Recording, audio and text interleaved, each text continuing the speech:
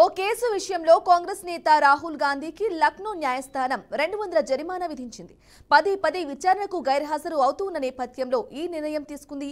April 14న తదుపరి విచారణకు హాజరు కాకుంటే మాత్రం తీవ్ర చర్యలుంటాయని రాహుల్ గాంధీని హెచ్చరించింది.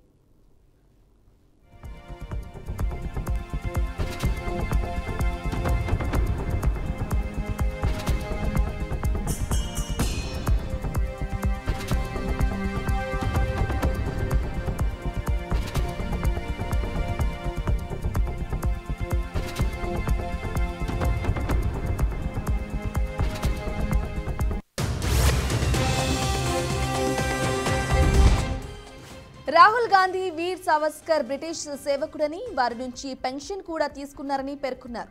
ఈ వ్యాఖ్యలు స్వాతంత్ర సమరయోధుడైన వీర్ సావర్కర్ ను కించపరిచే విధంగా ఉన్నాయని ఆరోపిస్తూ నృపేంద్ర పాండే అనే వ్యక్తి యూపీ కోర్టులో పిటిషన్ దాఖలు చేశారు. ఇక సమాజంలో విద్వేషాలు రెచ్చగొట్టే విధంగా రాహుల్ వ్యాఖ్యలు ఉన్నాయని అందులో పేర్కొన్నారు.